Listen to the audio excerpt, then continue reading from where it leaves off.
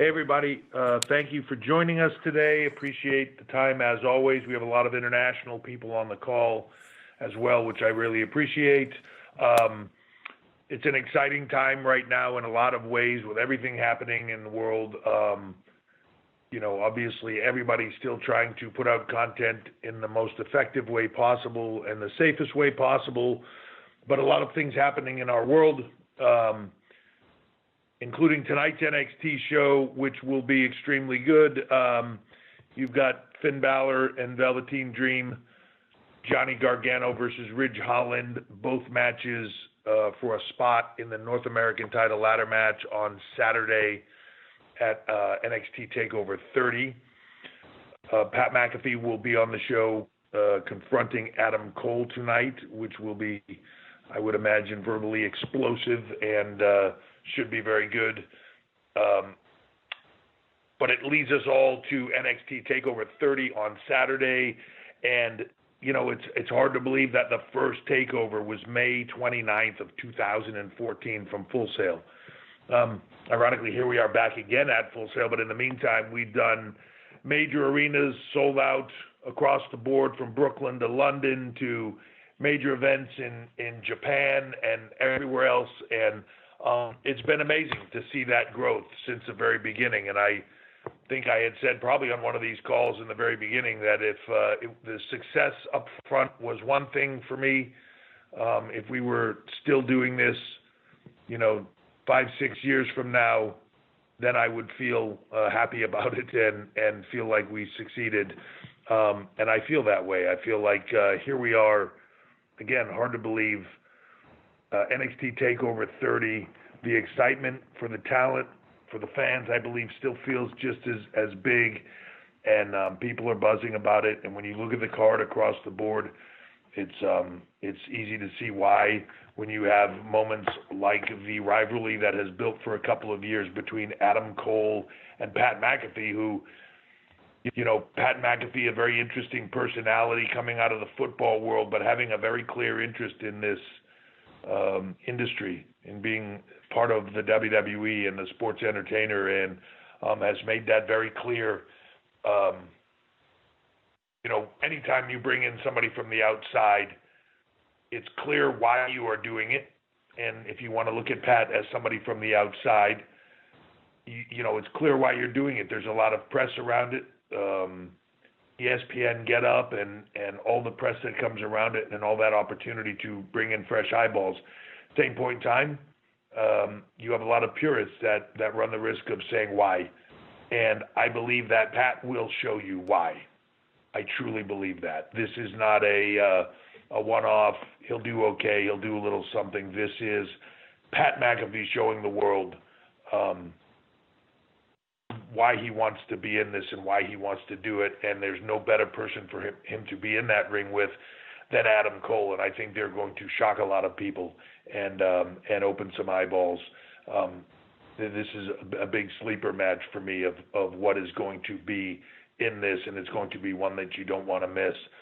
You have the North American title match that we talked about with that level of talent in there. When you start talking about Priest and Bronson Reed and Cameron Grimes, guys that are really coming into their own and establishing themselves as that next wave of talent. And that's what NXT is always about. It's always that next wave of talent that's right around the corner coming in that will be those next main event players. And you clearly see this here with all the momentum of Priest, Bronson, Grimes.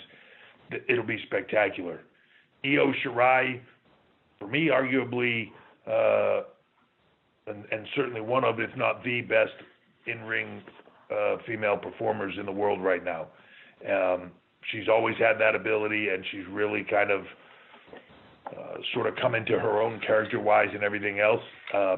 With Dakota Kai, who really in the last year has, I think, opened up a lot of eyes to how good she actually is.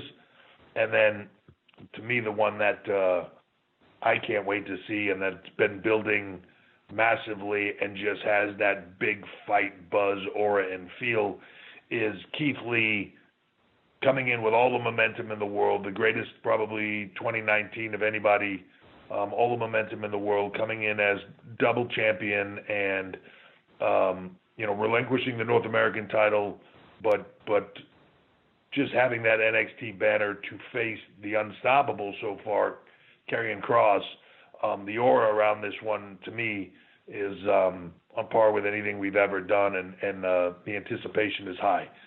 So with that, I am going to open it up to questions from all of you, and again, thank you for participating. Hey guys, because we have a lot of international media on the call, we'll keep it to one question per outlet, please. Thank you. All right, thank you. If you'd like to ask a question at this time, you signal us by pressing *1 on your telephone keypad. If you're using a speakerphone today, please make sure your mute function is turned off to allow your signal to reach us. Once again, that's *1 to ask a question. Take our first question right now from Brian Fritz from BetweenTheRocks.com. Works.com. Hey, Paul.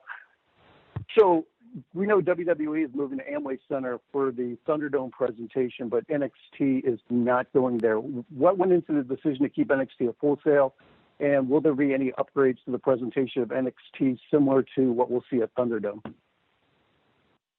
Yeah, I think that, right now with trying to move SmackDown, SummerSlam, Raw, for the foreseeable future to Amway Center and all the undertaking that is happening there, I'm very happy to be staying as spectacular and I've seen it in various forms here, as spectacular as that is going to be the Thunderdome. I feel like they have enough on their hands. Right now, our partnership with Full Sail to me is probably one of the most important partnerships we have, and I love it there. And right now we're there. In this environment right now today with everything that's happening, you can never say never. So we'll see where that all goes. And, obviously on Friday night, everybody's going to get to see their first shot of the Thunderdome. And I can tell you personally, for me, I can't tell you how much we've missed everyone, our fans, everyone, just seeing everyone and having them be a part of it. And that energy, it's the secret sauce of everything we do. I cannot wait to get them back, whether that's on video or in any other way possible.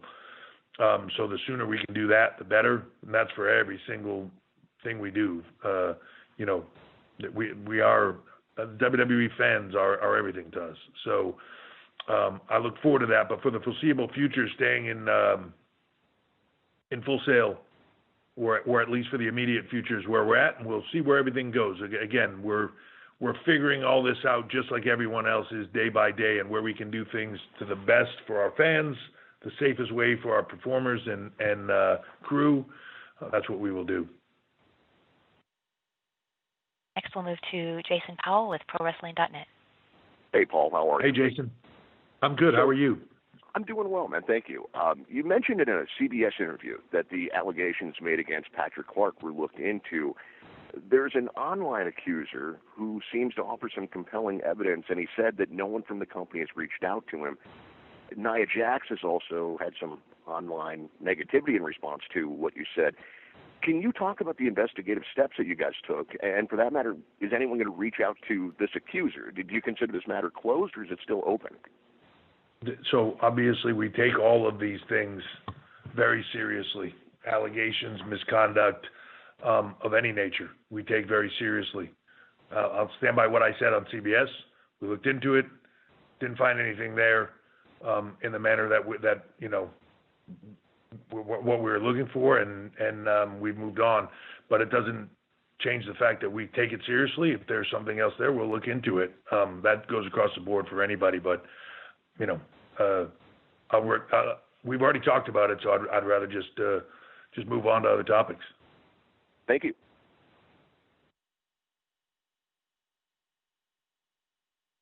Next, we have Mike Johnson with PWInsider.com. Hey, Paul, how are you? Good. How are you? I'm hanging in there. So there's been a lot of talk, obviously, about the return of fans via the Thunderdome. But the one thing everybody's kind of waiting with bated breath for is some sort of timeline as to when WWE might be able to tour again. With NXT, it's especially fascinating to me, since unless it's a takeover, in many cases it's smaller buildings. What sort of research has been done, and what sort of preparations or ideas have been done to kind of prepare NXT for when there is a time to go back on the road and run some of these smaller buildings in Florida or places like Poughkeepsie, which are older and don't have the facilities of like a Madison Square Garden or a Barclays Center? Like, what sort of research has the company put into that? It's a constant. You know, we are constantly looking into everything that we can do, whether that's having fans for television, whether that's having fans for live events, whether that is having virtual fans. When we get to a point that we feel, or that the world is at a point where it feels that it can return to those type of public gatherings safely and in a meaningful way, for everybody involved, whether that be our talent, our crew and or fans, then we'll address it. But we look into every option at all times. It's a never-ending search right now to try to get back to what we do. I know with here in New York, with malls, they won't let them reopen until they're retrofitted with ultraviolet scrubbing of air conditioning and things like that.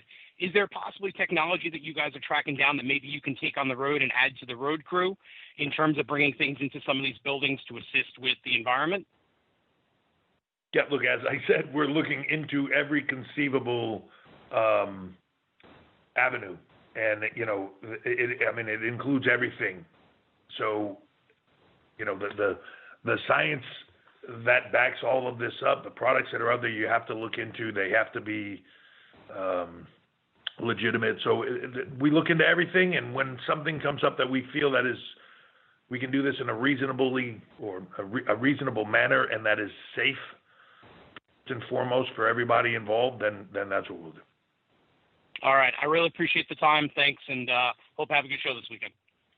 Thank you, man. Next, we'll move to Connor Casey with comicbook.com. Hey, Hunter. Appreciate you doing this today. There's been some news this morning regarding Renee Young. I know there's only so much you can say about it right now, but in general, what has she meant to you and to the company as a whole these past 8 years? Yeah, but I won't comment on that status, and I'll let Renee deal with that on her term. But as far as her as a person and as a part of WWE, it's been awesome, and she has been a large part of this. I've personally enjoyed working with her tremendously, and it's been awesome to see her do and attack different things within the company and try different roles, and I thought she's done an amazing job with all of them. So I'll let her handle the rest of it, but as far as her contributions, they've been awesome.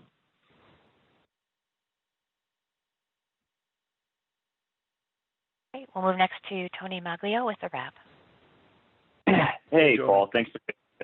My NXT questions have already been asked, so if you'll indulge me, I got a little bit obsessed, with the idea of SummerSlam on a boat. Those reports, thoughts of Lex Luger helicoptering in to slam Yokozuna, but on a yacht sort of thing for me.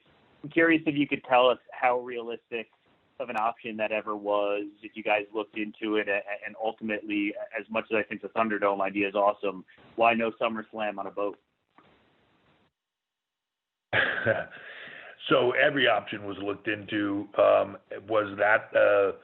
think that option had about as much chance as all the other options. Everything was looked into across the board of any way that we can come back to doing what we do safely and in the best way possible. So, as you can imagine, things in a boat aren't quite so easy. I would imagine, even just the motion of the water or everything else, So there's issues with everything across the board.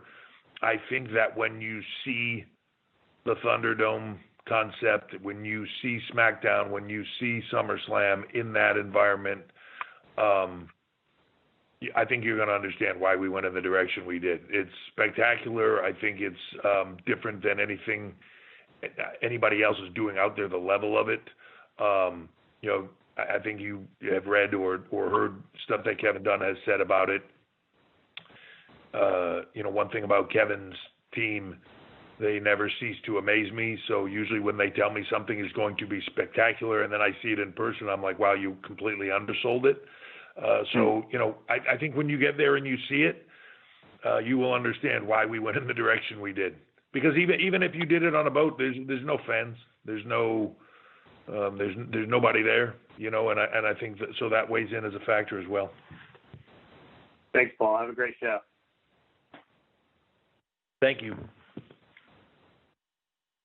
Next, we'll move to Nick Hausman with Wrestling Incorporated. Hi, Paul. Thank you very much for taking the time today. Sure, thank you. I wanted to ask you about NXT alumni Lars Sullivan, who's been sharing some workout videos recently. It has a lot of fans thinking he may be readying for a return. Do you have any update on Lars and where we could maybe see him next, maybe back in NXT? To be honest, you telling me that he's been putting out workout videos online is the first I hear of that.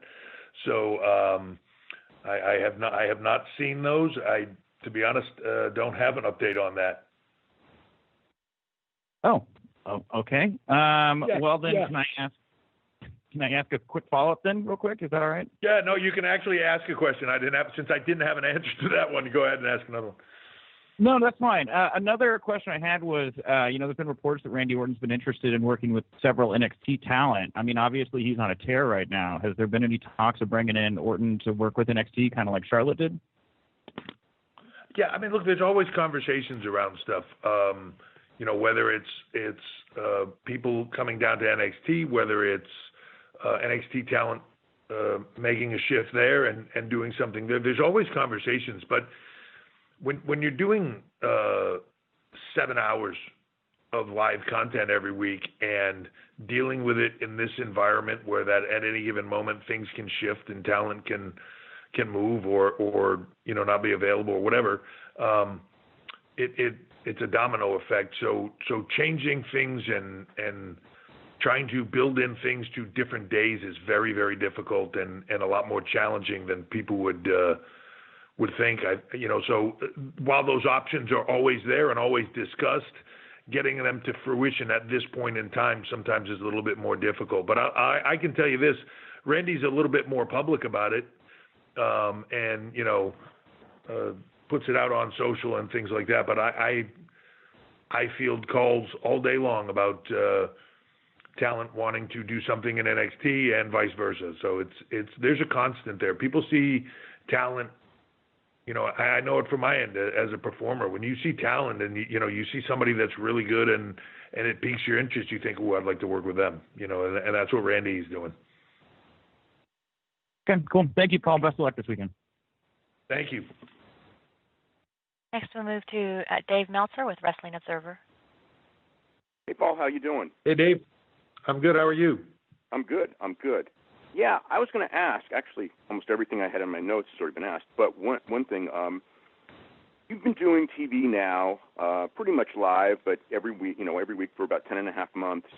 And as far as ratings and just doing television in that type of a schedule, what are like the biggest lessons that you've learned about producing these shows? And also, what is there going to be a new head writer for NXT?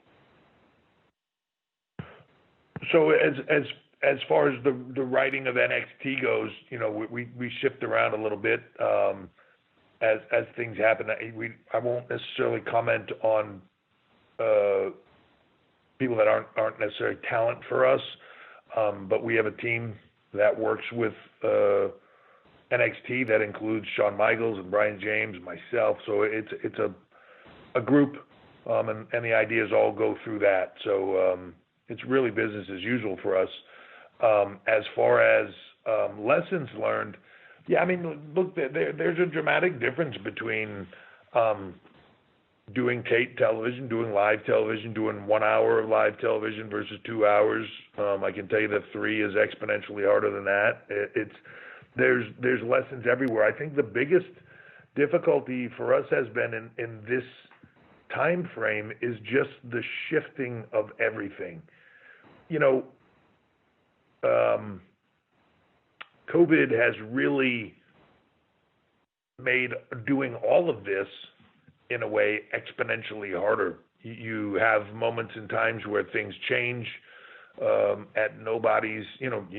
You can have the best stuff written, and then you're waiting to see if any of it can take place. And when you have multiple brands and it can move people around, and there's been numerous times where, we have great plans for something, and then there's a moment where that person has to go to a different brand for whatever reason, injury, whatever it is, and it changes everything. So the difficulty of dealing with that, and also the difficulty of just not having fans there, keeping the energy level up for talent, which they've done a phenomenal job of. Anybody in this industry that is going out there in a business where we do what we do for that reaction. It's everything we do. It's not like a sport where you look, I'm going to go out there and I'm going to win this game, and I don't care if people like it, don't like it. I'm just going to tune everything out and go do it.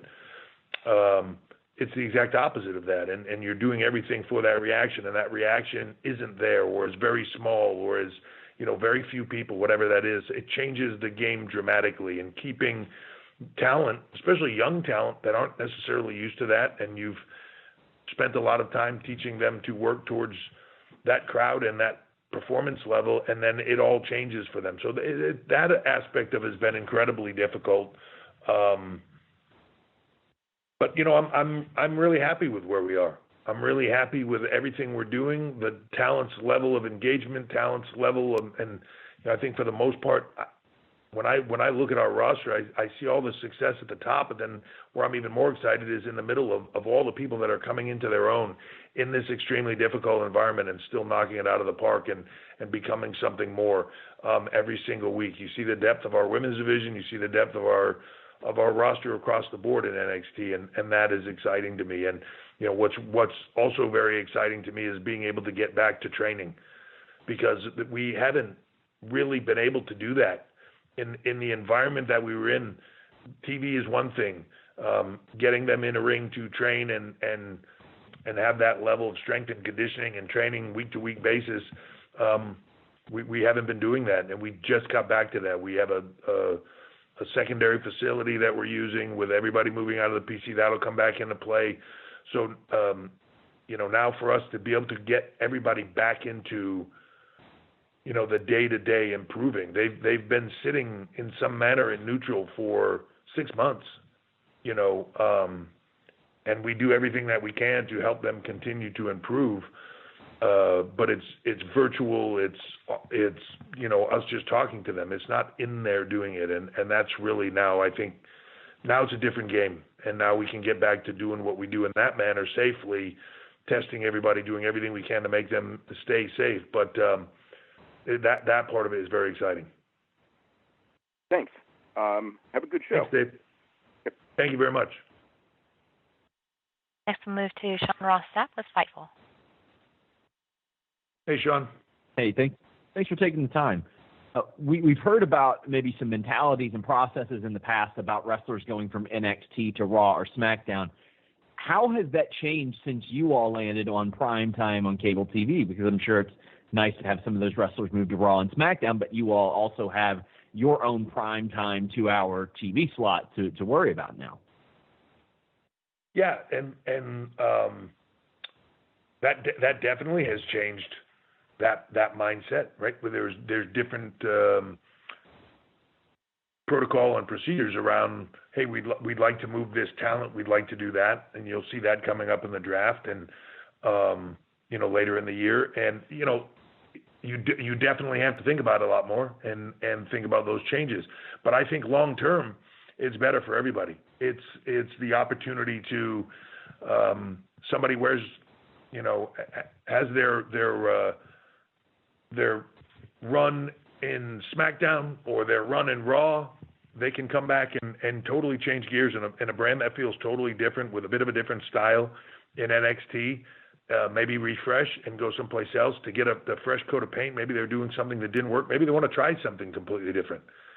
When you see talent that have been in the same company, and I go back to the beginning of my career. To me, when I came into WWE and I would talk to Undertaker early, and he'd talk about being been in the company for 5 or 6 years, that was unthinkable to me. Like it just was like unreal that somebody could be that long in one place, in one company, and still be successful. And it was, hard to believe. And now you have a lot of talent that have been in the company for 10 years, 15 years, whatever. I think to have that ability to move around, refresh, put a fresh coat of paint on something, start over with a different character or a different take on who they are, I think that's important for everybody. And I think this opens up the door for them to be able to do that because, like you said, everybody having their own prime time live spot, the brands all become important in their own right, and you can't just take away from one, to support the other. You have to support all of them. Thank you. Thanks, Sean. We'll next move to James Barcelone with Miami Herald. Hey, congratulations on NXT TakeOver 30. Awesome accomplishment. Thank you. Want to talk about Karrion Kross. What does he bring to the table? And also, to follow up a little bit on the brands, does having him and Keith Lee or any of the talent, because Karrion's been there a few months, and I know he's wrestled for 6+ years, but with him and with others, is the mindset, hey, if we have a chance and they're ready, let's have these big matches as soon as we can rather than wait because we might lose them to Raw or SmackDown? Well, I think, so one, let's go to Karrion. He's a phenomenal talent. I've seen him for a long time. Thought he had he just got a charisma and an aura about him to me when I've seen him in other places, even just in bits and pieces where you weren't really seeing the deep dive into who or what he was. You were really just seeing kind of him performing, but you could sense that X factor and that character. And to me, that's still king, no matter what anybody says about any other aspect of the business. Charisma and that X factor is king for any talent, and he has that and then some. The learning curve is steep when you get to the WWE and to NXT, and it's a different product. It really is. There's a television component to this that is different from anything else, and I believe it's why you see difference in performers that have been here from anywhere else. That's just the facts, and he's a sponge for the business and for learning it, and it's one of the things about him. He's constantly asking questions, and he is a sponge. His improvement rate and growth rate has been incredible just since walking through the door. Much like Keith, I think everybody has their own pathway, and it also depends on the moment in times of when they're walking in the door. It's not about getting to things faster. It's about getting to them, one, in the most meaningful way possible for them and for the fans, but also knowing where you're going long term, as you mentioned, across the brands. And if you know, not in this instance, but if you know somebody is leaving or somebody's doing something else or whatever that is, you look at it differently and how you want to move across those storylines. When I'd use the example of Matt Riddle when we knew when that move happened to SmackDown, we had the advance notice to know. We booked accordingly, got to a place, we're able to do the fight pit with him and Thatcher, and it went out on a spectacular note, and it was great for him and great for everybody else. So those are the goals, is really to do things in the most meaningful way possible for everybody across the board, but also not rushing talent and not putting them in positions where, and this is always hard for everybody to understand and for them to understand, but you have to make a judgment call of when they're ready to handle things in the best way possible. You want everybody to succeed in the biggest way possible and give them the opportunity to succeed. So if you feel like, man, I could put them in this right now, but it's a bit risky on this factor, let's clear that up. Let's get them where we're comfortable with all of that and then do it, and it'll be that much bigger, so that they have every tool in their tool bag to knock it out of the park when they get the opportunity. Hey, thank you, Paul. Next, we'll move to Justin LeBar with Vested Open Radio, Sirius XM. Hey, Justin. Hey, Paul. So every Thursday, the television numbers come out, and there's one side of the coin, people looking at who has the most viewership on Wednesday nights because it goes to pro wrestling. And then it's not viewership, it's the 18 to 49 key demo. Then no, it's who was in what quarter hours. It's kind of become a funny, comical thing to watch every Thursday to see fans and fan bases go back and forth.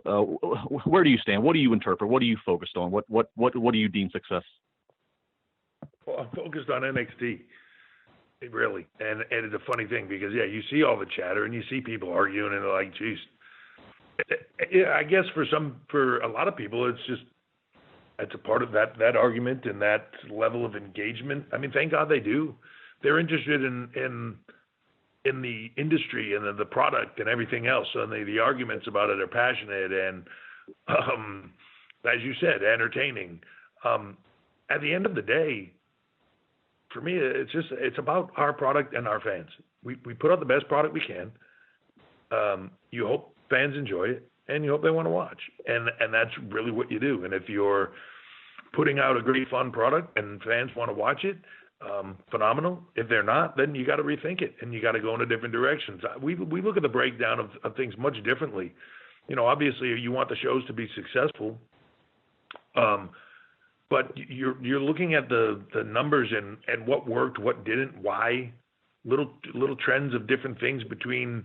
Did these segments drop off when we went to this? Did it pick up when it went to that? For small reasons, not necessarily always people just jump to the biggest conclusion they can. Oh, this number went down. That talent's not over. There's so many variables and factors in this, which is why people can argue about it from beginning of the morning till the end of the day. They can just go back and forth and argue, and you can make arguments one way, you can make arguments another. Have at it. I don't worry about those arguments. I don't worry about the conversations. I don't worry about all that other stuff. I worry about NXT and making the best product possible. How are the talent performing? What can we do better? How can we write better shows? How can we tell better storylines? What people are, enjoying and what they're not. And I'll be honest with you, I can't wait. The fans of the WWE Universe, our fans, it is why we do what we do, and having them in an arena to let you know what they love and they don't love. That's your true barometer. Social, all the digital, the interactions, there's so many factors to that and so much negativity to it, and then just people arguing. It's hard to filter through everything. The true reactions are when you're in arenas and you have fans and they can tell you what they think, what they like, what they don't like. That's the true reaction. So, I can't express to you how much I miss that.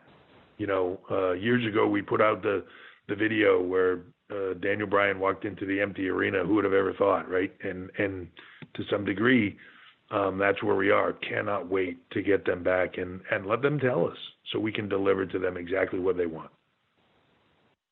Awesome. Well, I appreciate the time, and have a good one this weekend. Thank you, man. Hey, guys, we have time for a few more questions. We haven't gotten any international questions as yet. Operator, are you able to pull one or two international outlets? Yes, certainly. Let me go to Miguel Lucinda with Mundo Deportivo. Hello. Miguel, your line is open. Please go ahead. Hello, Paul. How are you? I'm good. How are you? I'm fine, thank you. Some of the NXT talent were called up to Monday Night Raw to compete on Raw Underground. Will that be something usual from now on? And could you explain us the process of deciding who is moving there or not? Yeah, I think Raw Underground is a unique environment, and I think that a lot of it is a unique opportunity for certain talent that have a particular skill set to show off a little bit more of what they can do. And I don't necessarily mean that they have to be, have a legitimate shoot fight background, but that can handle that different style, and it's a very cool opportunity. And I don't necessarily believe that, as you've seen over the coming weeks or the last few weeks, that seeing a talent on Raw Underground means they are now a Raw talent or anything else. I think there's opportunities for people to come in and crisscross and have a moment in time where they do well in a different environment, or they don't do well in that different environment, and see what happens. But all those things are great opportunities to expose a large audience to new talent and their skill sets, and see where that goes. So for me, I like it, and it's a unique opportunity. And anytime you can give someone an opportunity, it's great. Thank you so much, Paul. Thank you. Next, we'll move to Raul Sadhu with Indian Express. Hi, Paul. Hey, Raul. Hi. So my question is, keeping the larger picture in mind, without any crowd reactions, without any adrenaline rush, how difficult has it been for the talent to prepare mentally? For not only talent, for everybody associated with WWE. I think it's difficult. It's and as a performer, there is no bigger adrenaline rush, or it's why you do what you do. That crowd, that rush of excitement, that energy that they give you, it's why you do what they do, or why you do what you do. You can't really put into words how much that means as a performer. So to be able to go out there and create that in and of yourself, to create that in your own mindset, the excitement, the energy level, just that impact of what you're doing, the gravity of what you're doing, the urgency of what you're doing, to create that in yourself is incredibly difficult. I've watched matches over the year over the years, and when I was coming up and was watching matches for myself, I used to turn the sound off a lot, to not have commentary and not have crowd noise, to see where people were doing different things, and the energy levels and the changes, the gear changes, all those different things within the business. To me, that's a big learn factor, and then watching it back with the sound on and seeing what drove them to do different things. You gear what you do towards that crowd, and when there isn't one there, it's tough, because you're trying to create that in your own mind and react to it accordingly. So it's been extremely difficult, but my hat is off to everybody, men, women, everybody across the board on what we do, even commentary teams and ring announcers, everything. They're bringing their own energy every week, not in a perfect scenario. This isn't, it's not the product you want to be able to give everybody, but everybody is, in my opinion, knocking it out of the park to give fans the best that they can. And I know there's a lot of, people talk about a lot of things, but everything that we are doing is to try to deliver to our fans a product that they can enjoy, and going to extraordinary lengths to continue to provide that for them. Everything we're doing is for them, whether they want to think that or not. That is why we do what we do every single day, is to have them be able to enjoy it, to put a smile on their face, to let them forget about everything that's going on in the world, and to just kick back and relax and enjoy what I consider to be the greatest form of entertainment in the world. Thank you so much. Okay, we'll do two more our... international calls. I'm sorry, Okay. We'll do two more international calls, then we'll wrap up for closing comments. Thank you. All right, thank you. We'll move next to Alistair McGeorge with Metro UK. Hi, Paul. How's it going? Good, sir. How are you? Yeah, not too bad, thank you. You spoke really highly at the top of the call about Pat McAfee, and I was just wondering, could this match lead to something more long-term or permanent for him in the ring? And also, how do you kind of assess his early potential compared to other crossover talent? we'll see. Obviously, Pat is an amazing athlete. I think he said it in one of the interviews he did, where he said, like, this is like he's made millions of dollars in 7 different professions, and he's a guy that was an incredibly high level athlete at professional sports that ended up getting offered a ton of money to be a kicker in the NFL and took it. But he grew up a WWE fan and always dreamed about doing this. And that's what a lot of people don't understand. I'll be honest with you, when I first met Pat and, he came to some shows and we talked to him about doing some stuff with us and doing some, the pre-shows and some commentary.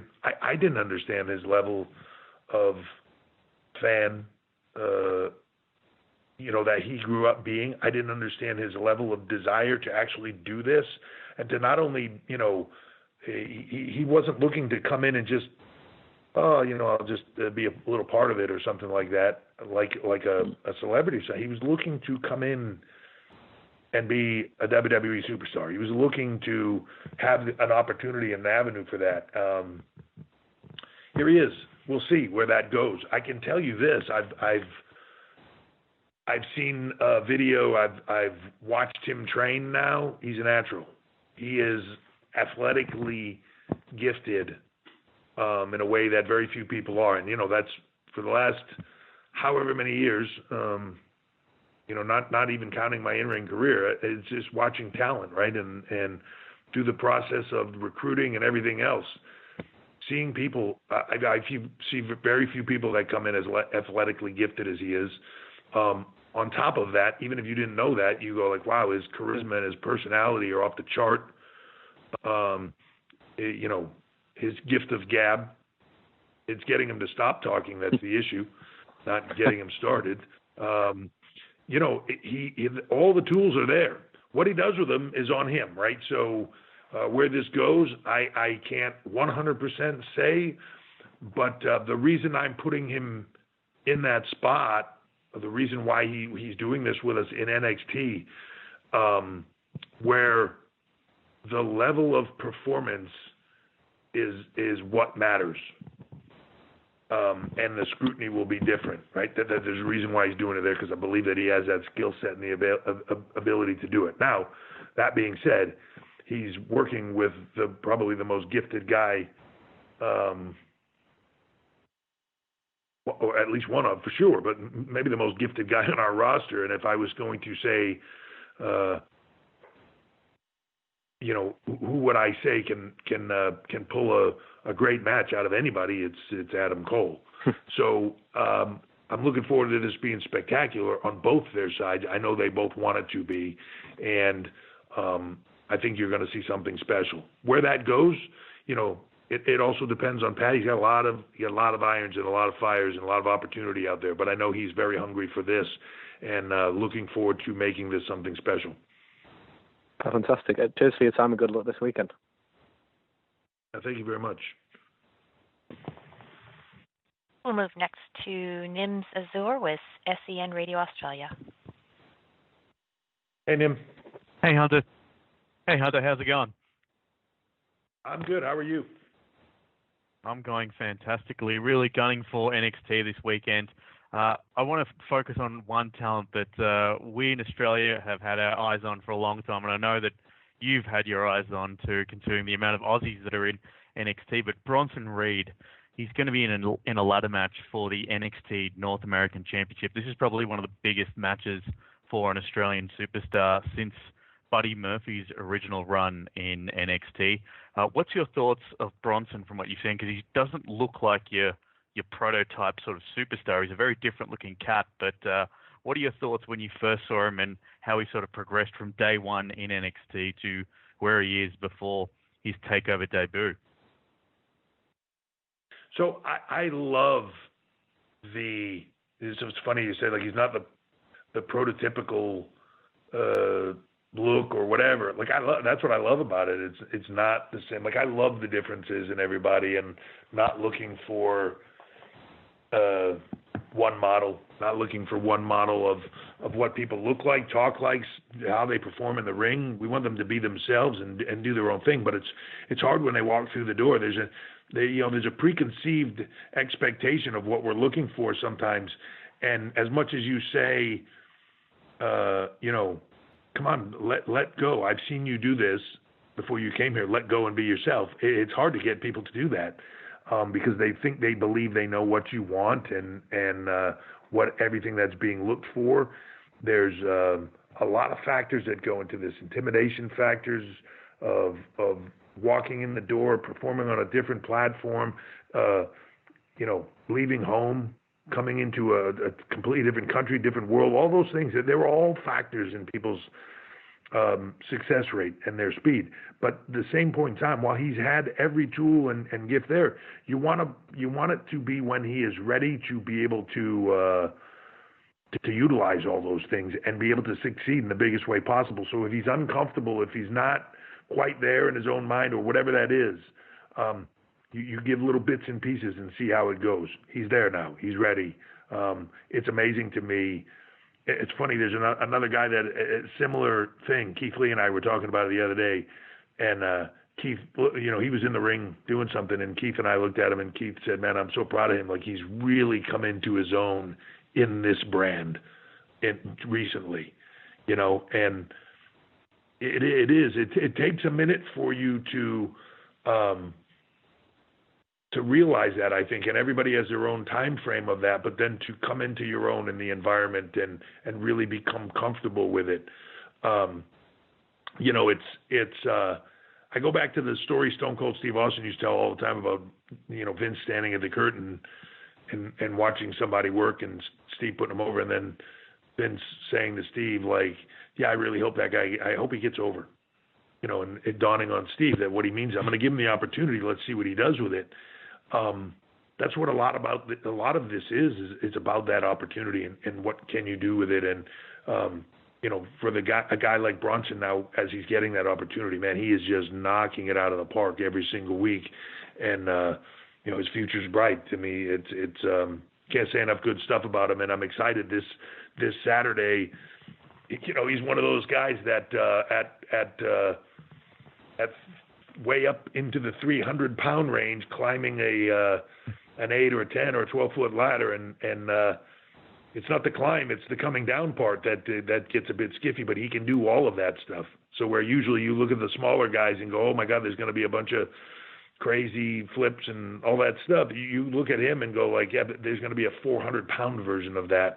It's a different game, and he's a game-changing talent in a lot of ways, and can't say enough good stuff about him. And he's really hit a comfort level now where I think he's ready to go, and just sky's the limit.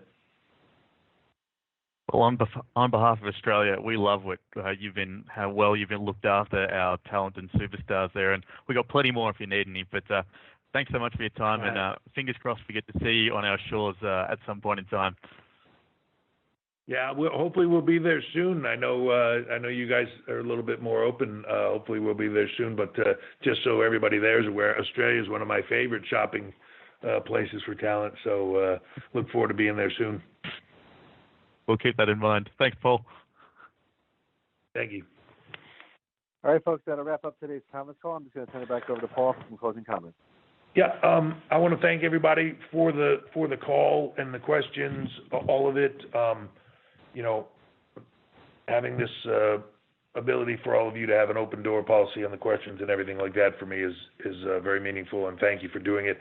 I would like to, because I thought it might come up in the call and it didn't, but I would like to talk about the new programming on WWE Network, and that is, with Evolve and Progress and WXW and Insane Championship Wrestling, just ICW coming into the mix, and us being able to put those on platforms. I know there's been a lot of talk about those over the last few years, conversations around if and when and all of that, and you see it now at a place where we're at. I'm really excited about that. The opportunity for these other promotions and for the ability for everybody to see young talent, up-and-coming talent, returning talent, whatever that is, but to see the different styles, the different things that we get to see on a regular basis it's not easy to get to catch all of it. We're hoping to be able to put that all into one place and kind of have the network, WWE Network, be a hub for all those things. You'll see more announcements on that, I'm sure, and more opportunities for people. So it's a very exciting time, and that's something that we've been working on for a few years, and here we are now, and it's coming to fruition, and people seeing it. So it's very exciting for me, and them being able to put their content out there and show it to the world, because they're really great promotions, and I'm excited to work with all of them. As far as that, the rest of it goes, thank you for your participation. NXT tonight should be great, leading us to NXT TakeOver 30 this Saturday. I believe this is another NXT TakeOver. We talk about them all the time, but this is one you won't want to miss. Thank you, everybody. Thank you, everybody. Thank you, everybody.